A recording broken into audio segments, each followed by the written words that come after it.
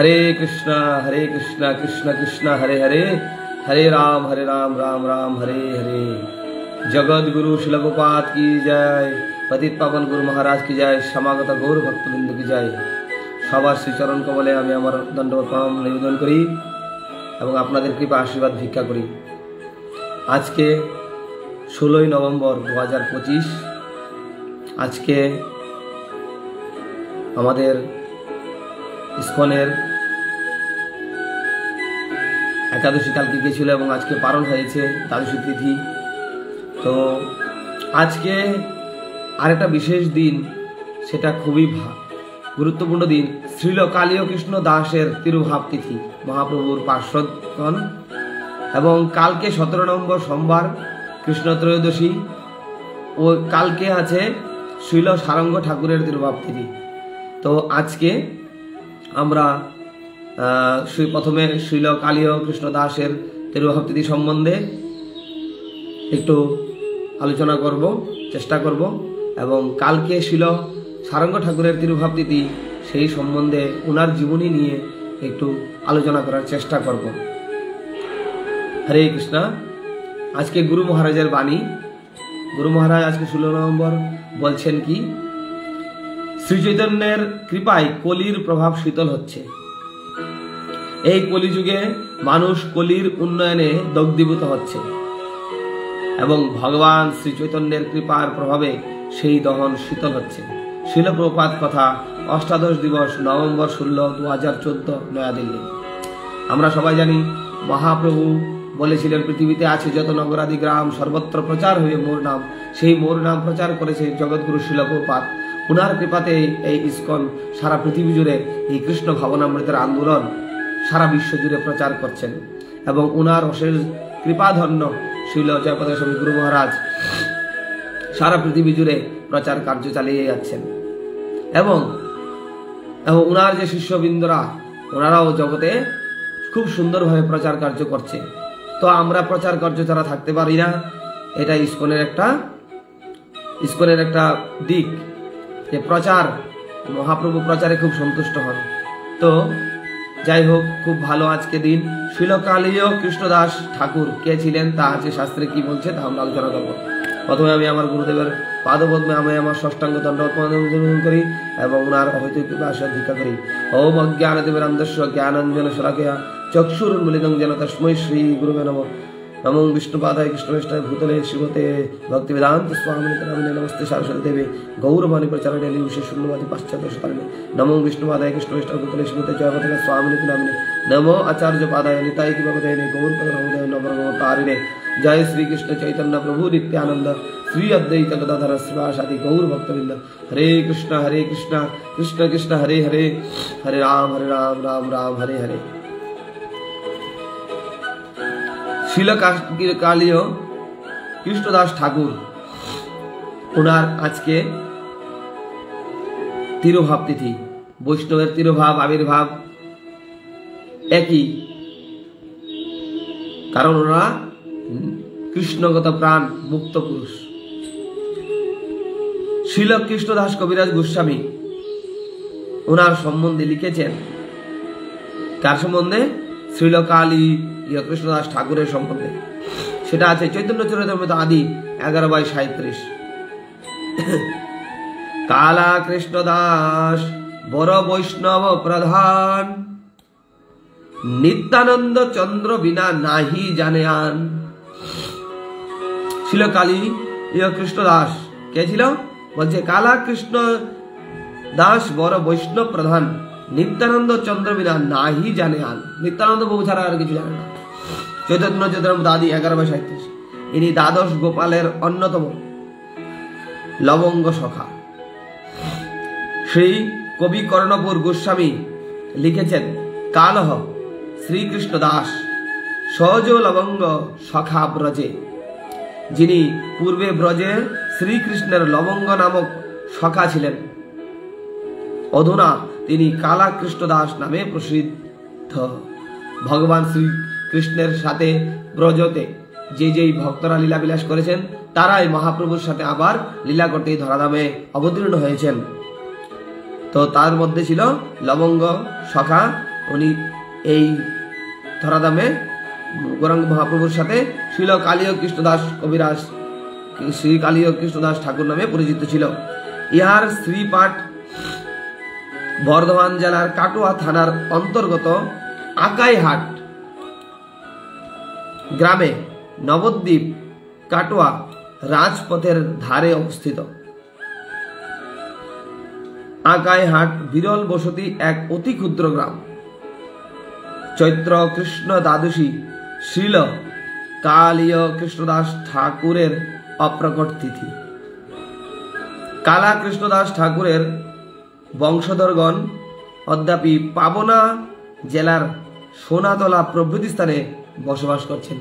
এখনো ওনার যে শ্রী পাঠ ওই জায়গাতে, যেমন বলছে অদ্যাপি পাবনা জেলার সোনাতলা প্রভৃতি স্থানে ওনার যে পার্শ্বদেরা, ওনার যে অনুগামীরা এখানে বসবাস করছেন।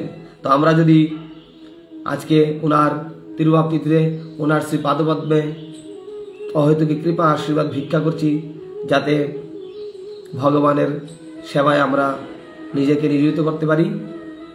তো আমরা অবশ্যই এই সমস্ত শ্রীপাঠে যদি আমরা যাই তাহলে আমাদের প্রভৃতি ভক্তির উন্নতি হবে। যাই হোক, এই ছিল শিল সংক্ষিপ্ত কালীয় কৃষ্ণ দাস ঠাকুরের জীবনী। এবং আগামী দিন 17 নভেম্বর শ্রী সারঙ্গ মুরারি ঠাকুর বা শিল সারঙ্গ ঠাকুরের তিরুভাব তিথি। উনি কে ছিলেন এবং ওনার জীবনী সম্বন্ধে এখন আমরা আলোচনা করার চেষ্টা করব। ভক্তদের আলোচনা ভগবানের অতি প্রিয়, যার জন্য ভগবান শ্রী চৈতন্য মহাপ্রভু অর্থাৎ গৌরাঙ্গ মহাপ্রভু এই ধরাধামে শ্রীকৃষ্ণেরই অবতার, শ্রীকৃষ্ণই স্বয়ং। উনি সবসময় ধ্রুব মহারাজের, প্রহ্লাদ মহারাজের আখ্যানগুলো শুনতেন। ভগবান হয়ে ভক্তের লীলা শুনে সেই গৌরাঙ্গ মহাপ্রভুর চরণে অনন্ত কোটি সাষ্টাঙ্গ দণ্ডবৎ প্রণতি জানায়। এবং ভক্তরাও ভগবানের লীলা কাহিনী, ভক্তের লীলা কাহিনী শ্রবণ করেন। তা আমরা যদি ওনাদের কৃপা আশীর্বাদ প্রার্থনা করি, ওনাদের চরণে দণ্ডবৎ প্রণাম করি এবং ওনাদের বন্দনা করি, তাহলে ওনাদের কৃপা আশীর্বাদ আমরা বলিয়ান হব। শ্রীল সারঙ্গদা মুরারি ঠাকুর কি যায়। কালকে শ্রীল সারঙ্গ ঠাকুরের তিরুভাব তিথি। ওনার জীবনীতে বলছে, শ্রীমদ কৃষ্ণদাস কবিরাজ গোস্বামী ঠাকুর লিখেছেন, রামদাস কবি চন্দ্র শ্রী গোপাল দাস ভাগবতাচার্য ঠাকুর সারঙ্গ দাস।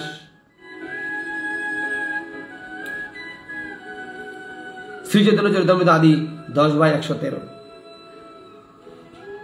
শ্রী সারঙ্গ মুরারি ঠাকুরকে কেহ শ্রী সাঙ্গ ঠাকুর, কেহ শ্রী সাঙ্গ পানি, কেহ সাঙ্গধর বলেন। তিনি নবদ্বীপের অন্তর্গত মোদদ্রুম দ্বীপে মামগাছিতে অবস্থান করতেন। উনি ওখানে অবস্থান করতেন মামগাছিতে। তথায় অদ্যাপি তার সেবিত শ্রী শ্রী রাধা গোপীনাথ বিদ্যমান। উনি যে জায়গাতে থাকতেন ওই জায়গাতে ওনার যে সেবিত বিগ্রহ ছিল শ্রী শ্রী রাধা গোপীনাথ ওই জায়গায় এখনো আছে।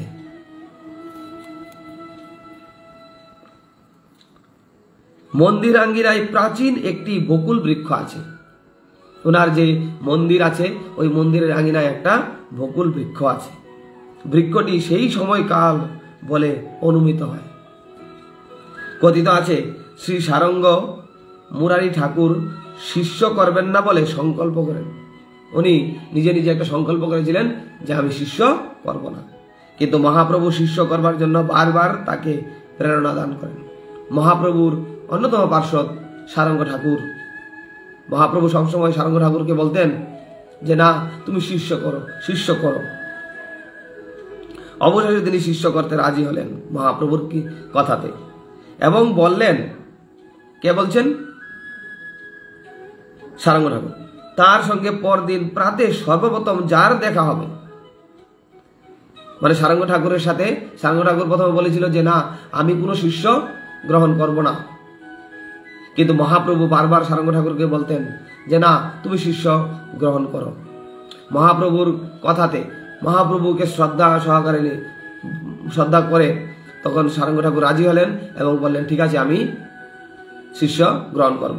এবং উনি ওই সঙ্গে সঙ্গেই বললেন তার সঙ্গে পরদিন প্রাতে সর্বপ্রথম যার দেখা হবে তাকেই শিষ্য করে মন্ত্র দিবেন।